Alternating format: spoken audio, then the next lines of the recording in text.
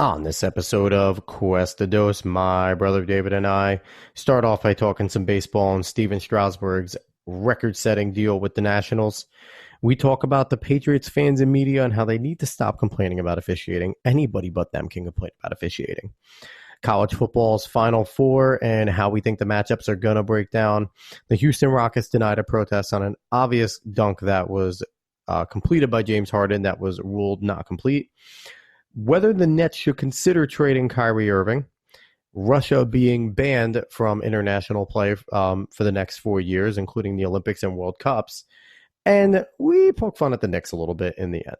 So without any further ado, enjoy the show. One is the loneliest number that you'll ever do. Two can be as bad as one. It's the loneliest number since the number one. What's going on, sports fans? Welcome to Cuesta Dos. I'm Alex Cuesta with my brother David Cuesta. As always, what's going on, Dave? Yo, nothing much. So this week, we honestly, it wasn't as busy of a sports news week as we thought it would be. But there is still a good amount of stories that came out. We're doing this a little bit later. We're doing this a day later because honestly, last night I got lazy. It's Tuesday, December 10th, and I was just tired last night. Didn't want to do it, so we're doing it on a Tuesday instead of a Monday. That's just the bottom line. Dave, how did you feel about this week in sports? I think me and you both kind of struggled to get a bunch of topics here. Yeah, it was not entirely. I mean, we could run down the NFL and everything like that, but we like to incorporate everything that's happening. Like, we could run down games, but that's not entirely fun for our show. So we like to try to incorporate other stories, and not entirely a lot happening. I mean, watch the Cole deal is going to happen while we're recording this and stuff. Things are probably going to happen immediately after. So it was just not the best of weeks. So we did get the benefit of waiting the extra day because we did get some news yesterday that actually helped out the show. Stephen Stasburg, one of the big arms, you mentioned Garrett Cole. Stephen Stasburg was probably the second biggest arm, signed the richest deal ever for a pitcher to stay with the Washington Nationals, to the chagrin of, I think, a lot of fan bases who wanted him, including our Yankees. He signed a 7-year, $245 million deal. Dave, it's a lot of money for a guy that's been injured a whole lot. He had an absolutely fantastic season last year, but it's really tough for me to justify all that money. How do you feel about the deal? I mean, yeah, you see there are problems with injuries, but he's a Nat. They love him. He is the epitome of a Nat, and they want to keep him. He is what they want to build around. So I understand giving them all that money for their franchise, for the context that they're in. And, he had a great year. He's probably going to give you more. So I do understand the money. Plus, it also just drives the money up for everyone else. So Garrett Cole's loving it. Yeah, Garrett Cole has to be the happiest guy in the room. 100%. I already saw stuff from Bleacher Report telling me that it's going to be far and away better than Strasburg's. Now I'm curious because we saw Steve Strasburg. He struggled early in his career. He was a number 1 draft pick. He was one of the Nationals' flagship guys for a budding new franchise. And he's come into his own as a veteran, and now he's getting paid all this money. Garrett Cole was very good on the Pirates, very good up, the best pitcher in baseball last year on the Astros. The whole entire sign stealing thing comes in, and I was talking actually to a buddy at work today, and he's like, yeah, but how would that, why would that benefit Garrett Cole? And I said to him, it's a lot easier to be a pitcher knowing that if you make a mistake, your guys are stealing signs and more than likely will give you run support. And you have run support basically every single game. So you can go out there and just throw your stuff. There is no pressure on you to maybe not give up a run. And there's a lot to be said about being a pitcher with no pressure on you, David. No doubt that is true, but he still has good stuff. I feel like that was proven. I mean, it's hard because he had a very, very good year, but you also it's hard to say you don't want to go crazy after a very good year because what if he falls off? Especially coming to a place like New York where we've seen great pitchers not be able to pitch, and that's one of the things that I said about Strasburg. Washington is it's not as big as New York, but it is a big network. There it is it is a big like area for him to pitch in. The media is pretty scrutinizing there. Where Garrett Cole, Houston isn't that big market. Pittsburgh definitely isn't that big market in terms of media scrutiny. If he screws up in New York, he could just ask Sonny Gray how that feels, being one of the best pitchers and then getting traded to New York and sucking it up. Yeah. It'll be interesting. And it's interesting. The Yankees are actively trying to trade J.A. Happ now. So I think they're expecting to get Garrett Cole. It seems like it. I know they're one of the top dogs. But, well, I mean, we'll see what happens. He could be using the Yankees for just a better deal with another team. You never know. I don't think so. He seems like he wants to be a Yankee, but I'm not sure. But back on to Strasburg, honestly, the Nats, if you want to keep your guy, you got to give him the most money. And they wanted to keep their guy. I understand why they did it. Maybe it's not the best like long-term logically for a team, especially with his injury risk, but I get why they did it. And it makes people like, if you're looking at it as a player in baseball, you're like, okay, the Nats at least take care of their pitchers. Yeah, they didn't take care of Bryce Harper. Yeah, that's why I said at least take care of their pitchers. But they do have a young guy in Juan Soto who's eventually going to be in that situation. So it does look good for a guy like Soto who, when he gets to that point, if he keeps trending the way he's trending, he's going to get the richest contract in baseball history by the time he gets to that point, because Soto's an absolute star. And if you're the Nats, you're looking at it going, he was our bona fide ace. I don't think they want to restart there. I don't think they want to sit there and have to look for another ace to go with their budding star player in Soto. Yeah. So I get what they did. I understand it. It's a little risky, but sometimes you got to take a risk. And the Nationals, they took a risk, and they're going with their guy who's been their anchor of their franchise for all these years. So listen, you got to risk it to get the biscuit, man. Exactly, David. All right. Well, we're going to be moving on from baseball because that's really the only big baseball thing that happened until. Well, actually, also we lost Didi on the Yankees. But that just happened. Just happened. He went talking over about things we Phillies. had substantially ready for today. I know. I'm sorry, but I hate you, Phillies. You took Didi. I know. I hate you. It's a sad day. It's a sad Now we day. can move on. I just had to tell the whole Philly fan base that I hate them right now. All right, but we're moving on to the NFL. And this is a funny way you presented this topic to me, brother. Even though I agree with it. You're saying Patriots fans / Patriots media should stop complaining about officiating. And I'm not going to lie. Got to agree here. Listen, I think we can all understand that was definitely a touchdown. That was 100% a touchdown. He stayed in bounds. He scored. Exactly. 100% a touchdown. Could have changed the dynamic of the game. But we don't entirely care, Patriots fans. We don't, because there have been a lot of times, there have been calls that went for you. I mean, I can just bring up the Steelers game right off the top of my head. Their dynasty started off of a missed bogus call. The tuck rule was essentially enforced only because Tom Brady existed. I'm just saying. I don't even need to bring it. I don't need to bring it back that far. It was just already recently. That one Steelers game where Jesse James obviously scored a touchdown.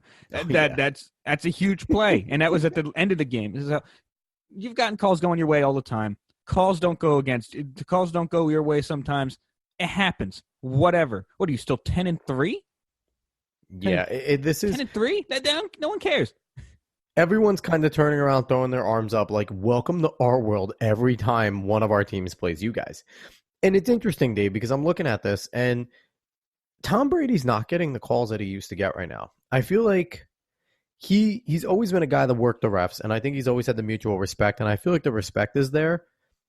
But I don't know if they're kind of turning against the old guard here, going, listen, we're done listening to you. We don't care. We're not giving you all these ticky-tacky calls anymore. I don't know. It seems like there's a shift happening, Dave. I'm not entirely sure, but I know if I remember correctly that Tom actually didn't blame the game on officiating because they still believe they should have won, which is very good for Tom. I'm happy that he said that. But I want to bring this directly to Patriots fans, not off of the officiating, because this bothered the hell out of me. The fact that even some fans, listen, if you want to tell me, oh, it wasn't all fans in the stadium, it was just a small minority of fans. The fact that even a small minority of fans can boo the Patriots is absolutely mind-blowing. Absolutely mind-blowing. Your team is already going to probably have another 11-win season, win the division again. You have so many damn Super Bowl rings within a very small period of time. This is absolutely nonsense that you could even think about booing the team. Santa should bring them all, Cole. Really, I just don't get it. You're one of the probably the winningest team in NFL history, winningest dynasty in NFL history. And you're going to boo your damn team when you're still having a very good winning season? That's insane. That just goes to show how spoiled they are. It really does. Exactly. The gall to ever boo Tom Brady when he's on the field, I don't care what he's doing, that's ridiculous. That is absolutely asinine. In the same week that Eli Manning got cheered by Giants fans. Yeah, I know. Yeah, and just look at what type. Look at where you could be.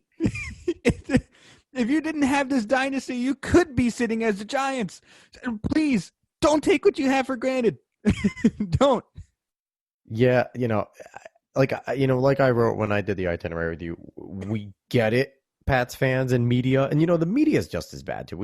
I'm not only taking off the fans, the media is feeding into it, and it's like, really, guys, really. You have had fun for the last 20 years, quite literally last 2 decades.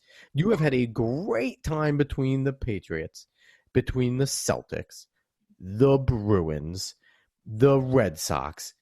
To complain at all, you guys should hand in your media cards. Like, it's that bad. Don't whine over this. They had a missed call. They blew a terrible, terrible call. Don't get me wrong. But welcome to being a regular team. Welcome. You might have to start enjoying it once Brady and Belichick go. So you better start getting used to it. Like, it's absolutely mind-blowing just how absolutely spoiled they have all become. It's pretty disgusting, David. Yeah, you know what? And the dynasty's going to fall one day, and it's probably going to be a long, long drought because I just don't see them getting this good times again after such a long time. Yeah, I don't know. One can only hope. Yeah. All right. So going from talking about one potential championship team, which I gotta say that again, potential championship team that you're gonna boo. Anyway, going from that now to the CFP finals, college football playoffs. The Final Four, we have our seats. LSU number 1, OSU number 2, Clemson number 3, and Oklahoma number 4. These matchups, I don't mind them, honestly. What we talked about and what you talked about with the Eagles reporter, I can't remember her name, I'm sorry. But it happened. Gabriella DiGiovanni. Thank you. It happened. Oklahoma won. Utah lost. Oklahoma gets into number 4. I feel like a lot of people expected that. Kind of what was thought was going to happen. But I don't mind these matchups. LSU versus Oklahoma is going to be pretty fun. Seeing Jalen Hurts play, but I still think LSU seems like the destined team this year. Still think they're going to take out that matchup. But OSU versus Clemson is the most intriguing one to me, mainly because I don't put it past Clemson to just go ahead, win that one, win the next one, go ahead and just be the champions again. I don't. Even though they haven't really played anyone and whatever. They're still undefeated. They beat who was in front of them, and I don't put it past them. I really don't. No one seems to like them, and I feel like that just helps them even more. It definitely does. Now, what's nice about this is all 4 Heisman finalists are playing in the playoff, which is pretty cool. All 4 pretty deserving, I gotta say. Joe Burrow of LSU, quarterback Justin Fields, quarterback of Ohio State, Chase Young, defensive end of Ohio State, who I think if he didn't have his 2-game suspension might be the runaway Heisman, but he's now in the thicket because of that suspension. Then Jalen Hurts of Oklahoma, quarterback, who also is the only quarterback ever to bring 2 separate teams to the college football playoff. He did it with Alabama. He did it with Oklahoma. And just talking about the matchups, you said it's fun to see Jalen Hurts and Oklahoma go up against LSU. I think that's the upset. If we're going to see one, Jalen Hurts has the experience where Joe Burrow does not. Not to say Joe Burrow is going to falter because he's given me no indication. But if that's the team that's going to do it, it's going to be Oklahoma because Jalen Hurts is not going to shrink here. And we know he's not. That's true. He's going to come in. He's going to play well. He's going to be mobile. He's going to be something different that I don't think LSU has had to deal with this caliber of an athlete playing quarterback. So I'm interested there in seeing what Oklahoma could do. Yes, I think LSU is going to win. Yes, I think it's probably going to be a blowout just off talent. But I wouldn't be surprised if Oklahoma plays it close and maybe wins because of Jalen Hurts. That's definitely there. Ohio State, Clemson, I give you 2 words. Trevor Lawrence. No one knew this guy was that great last year. He comes in, balls out as a quarterback for Clemson, runs through everybody, and all of a sudden we all know his name. This year, Clemson, quote-unquote, played nobody. I'm putting that in air quotes because I'm tired of hearing that. They played nobody. They played the 12 teams in front of them. Shut up. That's it. That's it. Until we fix the schedules, they played the teams in front of them. They won one of the Power 5 conferences running away. And Trevor Lawrence has experience from winning a college football championship last year. Fields and Dobbins over there are very good. Chase Young is unbelievable. But I'm not going to discount Dabo Swinney and Trevor Lawrence and what that Clemson team can do. I'm thinking we see LSU Clemson in the final. And then I think it's anyone's game there because the experience of Trevor Lawrence and Dabo Swinney, without Alabama there, they are the team to beat. I don't care what LSU and OSU has done. Clemson is the team to beat without Alabama there in my eyes. Well, yeah, I mean, they're still the defending champs. So no matter what, they're the team to beat until they're beaten. Yeah, and just, That's the whole thing. Ed Orgeron and LSU hasn't been in this situation as a head coach. You have a first-year head coach in Ohio State. Oklahoma, is it still Bob Stoops? He's a very good head coach, but they haven't done it when they've gotten there. LSU's been blown out, I think, every time they've gone to the playoff. Oklahoma, that's not Bob Stoops. Who is Oklahoma now? Bob Stoops was there, I think, for years. How am I? He churned out Baker and Kyler. Why am I forgetting his name?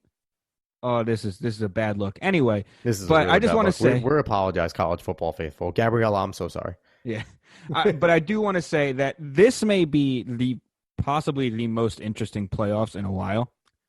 Lincoln Riley. There we go. That's it. Yeah. How did I forget that? He's one of the young guys. That's multiple teams are looking at him as head coach in the NFL, and I don't get how I forget his name. But yes, no, Lincoln Riley's done fantastic with just quarterbacks in general in Oklahoma. But not getting in the playoffs, not getting past the other big dogs. No doubt. But this is definitely a very interesting playoffs. I really feel like it can go either way. I don't like there could be dominating performances, but I don't know. But David, I'm also waiting for LSU to stumble because since Nick Saban was there and won a national championship at LSU, people forget that's where Nick Saban really started his greatness. And then he went over to Alabama and dominated college football. He won a national championship with both of those teams. Since then, LSU has not been able to figure it out. And yes, they have the quarterback finally. They have a very good team, but I'm just waiting for them to stumble. That's it's something that's just in me seeing it that they might be a team of destiny, but they have 2 teams with complete and total pedigree with Ohio State or Clemson waiting for them in the championship if they get past Oklahoma. Yeah, I mean, we got to see. We definitely got to see. And I'm excited for them. I really am. I know I've said this before. I'm not the biggest college football fan. Now, don't hate on me for it. I'm just not. Maybe I'll get more into it as it keeps going. But I think these are going to be very interesting matchups, and I think we'll see a lot of good football played. Definitely. The bowl games don't matter, by the way, so no one please talk about them because they stop mattering. Expand the playoffs. And a lot of these guys will be playing on Sunday, which is always fun to see. The bowl games matter if you're not in the playoffs. They don't matter. Anyway, we're going to move on to basketball. And something interesting that happened. I'm not the biggest James Harden guy. I respect what he could do. I love his offensive game, but I think he's one of the greatest scorers of all time because of the product of how he play. I don't know if he'd be one of the greatest scorers of all time in another generation, but we're in this generation, and he really is. So, I don't even remember who the Rockets played, but at one point, James Harden was on a fast break, dunked the ball, it went through, and then it got caught up. I'm trying to give you guys a visual. When the balls get caught up in the net, and then it kind of kicked itself up outside of the rim and went up in the air. Now, at first glance, it kind of looked like the dunk went in and out of the rim. So the officials didn't count it. But when you look at it on replay, it clearly goes through the rim and gets thrown out the side. They did look at this play. They still called the bucket off. The Rockets ended up losing this game and protested it, and the NBA just told them to kick rocks. If this isn't a game to overturn, I don't know what game is, because that is as egregious. That's not missing a call that might be a touchdown or missing a call that might be a score or a home run that maybe was. That is an actual dunk that occurred, was reviewed, and still screwed up, Dave. Yeah, no, it's really weird, especially, the NBA has been pretty good with these calls and everything and making sure all the points are right. I mean, they even look at 3-pointers that could be 2-pointers and they switch it on the fly, and they've been pretty damn good with it. So it's really weird to see them miss this one, especially pretty badly. They missed it pretty badly. It's kind of obvious it went through and came out the other side if you look at the replay. Maybe quick time, you don't see it. Quick time, real time, you don't see it. But during the replay, you see that it goes through. And yeah, that's really weird. I'm not surprised they didn't overturn it. They probably just, they didn't. I know some people are throwing out that they might have to replay the final 7 minutes or whatever like that. They probably just didn't want to do that. They didn't want to. That is in the bylaws. They can do that. Yeah, but they probably didn't want to because they didn't want to work around the schedule or whatever. I don't know. Could you imagine showing up to play for 7 minutes? Exactly. And that's a whole thing. Like you have to do everything. And the NBA is probably like, listen, you're the Rockets. You're going to win a lot more games. Just go away. Like you did get jobbed, but whatever. Just go away. James Harden's going to score 60, 70 on another night. And you're going to win that one. Who cares? But but they did miss it pretty badly. But I will say it really seems like one miss that was a bad miss, but out of a lot of things that they could have gotten wrong when it comes to scoring, which I've been surprised at how well they've been doing. Does anybody else touch the ball in the next game for the Rockets now that they got denied? Does James Harden just shoot everything and play 48 and score 130 points? I mean, they've already played after that game, and but he still scores all the time. No, after the denial. The denial came out I think it was true. yesterday or 2 days ago, and I don't know if they played, but I really feel like this is the cog that's going to get Harden to 100. Just he could have easily broken 81 if D'Antoni didn't take him out. I would have just kept him in. Said, "Go ahead, James. No one cares. Go ahead. You go to strip clubs like the day before games and still come and drop 50. And you're ridiculously good at scoring, even though he does get through the free throw line a lot. Even if he doesn't, he still puts up at least 30. I really feel like he's just going to let his beard grow more now in anger. Probably. It's a little sad. It's sad to see that the missed dunk call, but I mean the Rockets are going to be the Rockets. Harden's still going to. That's a great idea, Dave. Not for James Harden, but for Spencer Dinwiddie. We need to tell Spencer to grow his beard out and then wrap it around his waist like the Saiyans used to. If he could do that, he might, but no. His whole facial hair getup is iconic now for Nets, so he can't do that. It is iconic, but how much more iconic would it be if he's just walking around like a Saiyan? He'd have to be able to do that, though, and I legitimately think it's impossible for him. He doesn't seem like he can grow it out that long. I mean, he's a rich dude. He can find people that can help him grow his hair. Unless he throws some Bosley or Rogaine on it and just keeps working it. That's exactly what he should do forever, and just grow it out and then just wrap it around his waist. Oh, my goodness. Anyway, we're going to move on to the Nets, talking about Spencer Dinwiddie. And you posed a question to me, which I'm going to immediately shoot down after bringing it up. So, should the Nets consider a trade for Kyrie? And here's some of your reasons you gave me over text. You can explain more after I bring them up. Yep. They're playing really well without him, which is true. They are. They could get 11 of 13, something like that. And yeah, it's true. Could get very good / contributing pieces for him to add real depth. And Spencer emerging as a legit star. Now go ahead and explain yourself. All right. So just shooting it out there. Like I said, they're playing really, really well without him. And that's with guys like David Nwaba, Garrett Temple, certain guys that were brought in to be veteran leaders and, have impact, playing very well, and guys really contributing, Jared Allen emerging, and the chemistry on the team is just unbelievable right now. And there's always been these little rumors and tidbits of his attitude, which me and you don't kind of buy into, but it is there, and the New York media is a bunch of locusts, and they're not going to let it go unless the Nets win a championship, and then they'll bring it back again. So that's one. Number two, a guy like Kyrie is going to get you a massive haul. And, as much as I love Theo Pinson, I don't want to see Theo Pinson on the floor. I love Zana Musa. I don't want to see Zana Musa on the floor.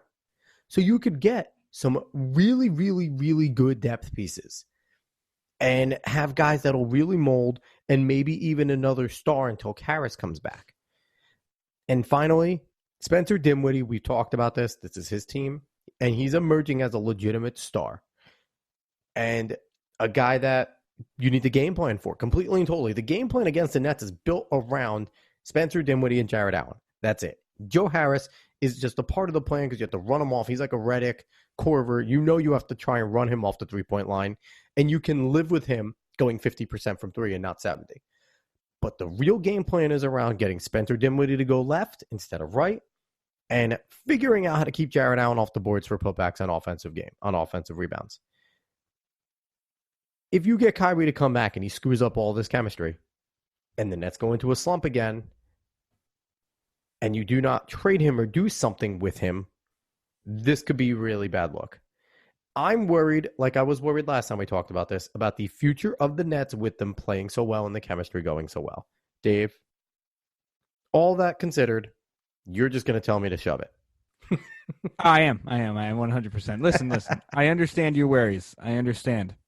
You're thinking puny brain. I'm thinking it's big brain time right now. You just call me puny brain. That's just real mean. That's just mean-spirited. But I understand your worries. I do. But I don't think the chemistry is going to fall off and be not really there like it was with the first bunch of games that we had. I don't think that's going to happen. I mean, I really feel like everyone that said he was ducking the home games should really apologize now that he's been out for 15 years. I feel like you really should apologize because obviously it was an injury, and you need to not be talking like that and not have some and not apologize for what you said about the man. But anyway, I feel like he's going to come back. They're going to play just fine because multiple reasons. One, he was just coming onto the team. Obviously, their identity wasn't there. Another one, our defense wasn't there. Jared Allen was not playing like the man he was these last stretch of games when Kyrie was there. He wasn't. DeAndre Jordan didn't move half as much as he did now. David Nwaba wasn't really playing too much. He's a defensive focus. Iman Shumpert has come in and played very well on defense for us, and everyone's been locking it down now. And that's the biggest part of our game right now. You look at our games, we're not scoring a lot. We're not in the 120s. Maybe we hit 110. But most of the time, the teams that we're facing are low 100s, maybe in the like we keep them low. And that's how we're winning. Spencer gets us through it. Yeah, our second team, they get into lulls, though they helped us stretch the lead the last game. Maybe we're seeing some improvement. But that's one thing. Our team has locked down on defense. We've been able to find our identity again. And I feel like you can plug Kyrie into it. I feel like you can. Especially if you keep playing the defense the way you do. We're going to be fine. Now, but another thing is, go ahead, Dave. If you were to trade Kyrie, after everything he did in this offseason, getting Kyrie, DeAndre, and Kevin, if you were to trade Kyrie, you might not see another star come to the Nets in a long time because they were obviously here together. They want to play with their friends. The reason we got DeAndre is because both Kyrie and Kevin took some of their off their contract in order to get DeAndre to contract. The only reason Iman Shumpert's here because Kyrie liked them. The only reason Kyrie's here is because Spencer is his friend and he wants to be home in Brooklyn. So if you trade Kyrie, that is completely getting rid of everything you want Brooklyn to be, which is a home for players. You want it to be a great place for players. Doesn't look like it if you trade Kyrie. That is a horrible, horrible PR move if you were to trade Kyrie at all. I'm sorry to say that. It just is. All right, so a few points to go back at you. One, adding Kyrie at 30-plus minutes will limit those guys you talked about. Will take away some time from Nwaba and Shumpert, who have both been defensive stalwarts. So, concern. Taking away some of our defense because Kyrie doesn't play great defense. He plays good defense, not great. Second, if it leads to a championship, people will forget. People will sit there and go, remember when the Nets had Kyrie and then they made a deal and they got these pieces that helped them win a chip? Because Durant came back, led the team, Spencer's a star, and these other guys were contributors. I'm sorry, it would look bad in the interim, but if you win 45-46 without him this year, and Durant comes back next year and you're a championship team, it's a business in the end. I don't think people would take it that hard. I'm going to tell you right now, that we're not winning a championship if we trade Kyrie. I don't care what pieces we get, because right now the Lakers are an absolute force, the Clippers are an absolute force, the Bucks are way too good in the East, the Sixers are a good team. We're not going to win a championship if we trade Kyrie. I don't care what pieces you get because you're not getting another superstar. That's the whole thing. We might add a little bit of depth, but that depth is probably going to shy away in the playoffs against these very, very good teams. Especially the Raptors are playing ridiculously well. I don't think we're getting a championship if we trade Kyrie. And I don't think Kevin's going to come back very happy if we trade Kyrie at all. It's not good for the franchise in order to do it. It just won't look good, and I don't think it's going to help as much as you think it is. And that's fine. And it's not something that I want. It's just something I was throwing around. And something also that isn't very good and not a very good look. Russia in the track and field world has just not looked good over the past few years. The World Anti-Doping Agency came down on them a few years ago, did a whole entire report that they are, a very dirty system for the Olympic athletes, track and field athletes that train there. And they have now been banned as a country from raising their flag, using their anthem, wearing their colors or their name from international competition for the next 4 years. The athletes that are clean will compete under a solid banner, which they've done already before. But it's just really sad to see that this systematic cheating from Russia to try and win championships in a sport is continuing, that it still hasn't been curtailed by penalties. And having a 4-year ban on, athletes that are dirty and only bringing in the ones that are clean, I don't know if that's going to do anything, because if these athletes win, they're still bringing their championships back to Russia. I think it's crazy. I think it's sad that they have to, and I think maybe the Russians in general, either you become a citizen and defect and go compete for another country, or Russia just shouldn't be able to compete for a few years, completely and totally. I think it's terrible for all the sports, the Olympic sports and everything like that. And I feel, really bad for the athletes that are being forced to do this, because it was discovered that it's systematic. A lot of these athletes are forced to do it when they're found out at a young age to be good. So, Dave, I'm saddened for the Russian athletes, but also pissed for the sports too. Oh, wow. What a surprise. Russia would call it cheating. Oh, man. Oh wow. That's surprising. No, but, yeah, it's really sad for the athletes themselves. And I understand. I like that they can compete under a solid banner if they're clean. Like you said, they're just going to bring it back home to Russia, which is upsetting. Russia's going to claim it. And yeah, they're going to claim it, which is upsetting. But it's hard to do. It's really, really hard to do a lot about it, because you don't want to take away from the athletes that have been training all their lives, have somehow got away with just being a clean athlete. I don't know how they didn't dope them up, but they somehow got away with being a clean athlete and want to compete. This has been what they wanted to do for their whole lives. They worked hard for it, and they deserve to be there. And it's hard to tell them no, because your country is horrible. It's hard to say that, because they deserve to compete. And Russia, they're never going to learn. It doesn't matter what you do. They're not going to learn. Look at them. Just look at them. That's all you need to do. Yeah. They aren't going to learn. And this also brings up a question. The Chinese female gymnastics team, they're not doping, but they put on like 12 and 13-year-olds. When is someone going to come down on them and just, smack them back and is like, listen, let these kids go to your little, propaganda boot camp some more, but don't put them in the Olympics. I don't know, man. I don't know. We're not allowed to talk bad about China. China's great. I'm with the NBA here. All hail China. They're fantastic. They do nothing wrong. I heard nothing about the little camps. I mean, they're teaching them things, right? But China's nice. So they do nothing wrong. I don't know what you're talking about. Let's bring this up about Russia again, because Russia, very bad, obviously, cheating a lot, but they're not going to learn anything. Wait, do any of the people that, we distribute this podcast out to work with China?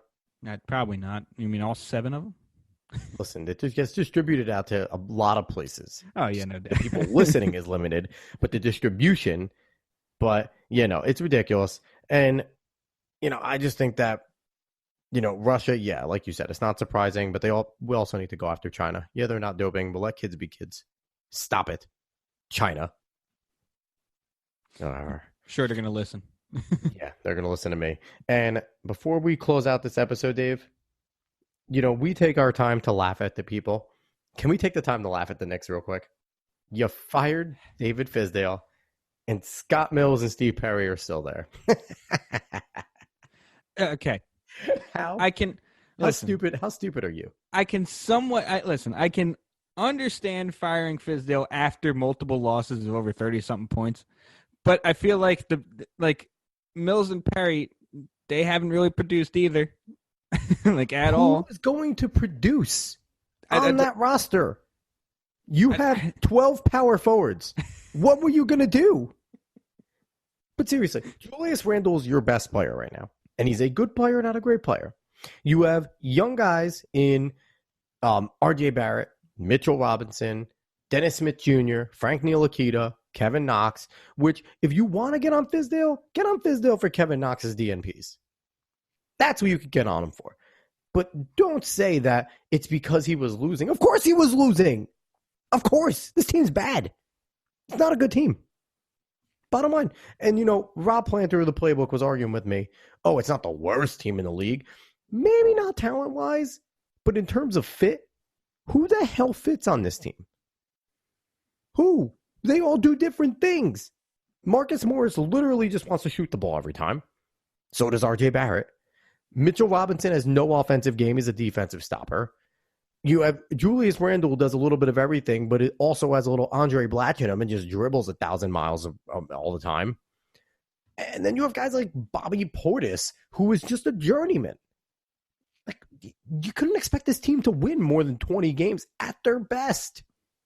So I think it's awful that the fans are so short-sighted in New York, in Manhattan. This is why they are going to be bad for a long time, because they have no patience. Who the hell wants to go coach this team? No one should. No one should. I mean, we got to see if Mark Jackson still wants to, because they skipped him for Fizz. I mean, if he still wants to, Mark Jackson's a good coach, but you're going to need to give Jackson some time. He can implement a good defense. He can help you out. Better give him some time, though. He's a good coach. Obviously, they're not. But the issue with Mark Jackson is he's old school. He doesn't take any nonsense. And in this day and age, with Twitter and a lot of crying and safe spaces, he'll be out quickly. Okay, I'm sorry. Hold guys accountable. I'm sorry. This is just me. But if you want anything like what the Warriors had, you stop caring about what anyone says about Mark Jackson, because Mark Jackson's the reason that happened. Yeah, Steve Kerr is nice, but Mark Jackson's the reason that happened. So if you want anything like that, give that man a job and just wait on it and help him out a little bit. You'll be fine. I agree, but I don't think they're going to wait it out. And I know Becky Hammond's been floated around there. San Antonio Spurs assistant Why coach. throw Becky Hammond to the Wolves like that? Listen, I can understand wanting a big job to help make a splash, but there's a 98% chance of this being a car wreck because you're not experienced as a head coach. This could be her first and last job. That's the problem. There's no reason to throw her to the Wolves like that. There's no reason. But you know what, though, Dave? If they're going to throw a lot of money at her, go for it. Well, yeah, if you're going to get a lot of money, you might as well, right? But you know what, though? If you're also going to do it, like any young first-year coach, this isn't the roster to do it with. There isn't those heady veterans that are going to demand respect and help out a young coach. And I don't care if it's a woman or a man. You need those veterans in the locker room that when you're trying to establish something, they're going to back you, because that is how it gets done. Kenny Atkinson doesn't get where he doesn't get without the Jarrett Dudleys and certain other veterans that had his back after he gained their respect. And if it's going to be successful, if Becky Hammond comes in there, they better get guys like Jarrett Dudley or certain veterans that are respected around the league that are going to stand up when it gets tough and when they're calling, when she or he is calling the players out, when they get a face is going to turn around and say, yo, listen, shut up and listen. And they straighten up. Because every young coach needs that. So, yeah, and I do hope the Knicks get it together because RJ's coming out. He's playing well. He's playing very well coming out. David, the fans in the media make me hope like they don't. Like I do for the franchise, but their fans in their media are so bad. I just don't want to see talent wasted. That's the whole thing. I hate seeing talent wasted. Then let them get traded. Don't trade them. Make your organization good. No. Make your team good. No, make the organization fold. I don't care. The fans and the media does not deserve a notable thing like the Knicks. They don't. And everyone's blaming Dolan. I'm blaming the fans. Stop showing up, you idiots. Stop showing up. Stop paying $130 for a nosebleed seat to watch your team get blown out and then complain about it. And then complain about James Dolan. If I'm James Dolan, I'm racking the prices up because you morons keep buying it. Don't show up. Apparently, Dolan's pretty hands-off. Pretty damn hands-off with the Knicks. But regardless, he's hands-off and he just checks his bank account. Exactly. That's what I'm saying. He's hands-off, so you can't, like, I mean, I guess you can blame him. Like, people don't want to play for him, but he's really not doing anything for the Knicks. And, like, he doesn't want to try to destroy it if he's going to be that hands-off. The people that blame him should blame themselves because they keep going. Until that stadium stops selling out for a terrible team, that's the only way. You hit the man in his pocket, and he'll figure it out. That's it. If you really want him to sell the team, stop showing up. Until that happens, egg on all your faces, and you're going to be bad. Oh, man, I still hope they right the ship. I hope they get new fans and new media and then right the ship. All right. Big old hater. Yes. I hate stupid. Anyway, with that ends this next exciting episode of Cuesta Dos. Again, I'm Alex Cuesta. Find me on Twitter and Instagram at @_Cuesta30. Find Sports Opinions on Twitter at SportsOpinion30, Instagram SportsOpinions30. David, you can find him on Twitter at DQuesta308, on Instagram at QuestaCola. And any final words, Dave? Maybe I'll tweet something or put a picture up one day. I don't know. Don't hold your breath. He's absolutely useless. Go visit us on Facebook. Listen anywhere you can find a podcast and give us a good review and a rating. And with that concludes this episode of Cuesta Dos. Have a good one, everybody.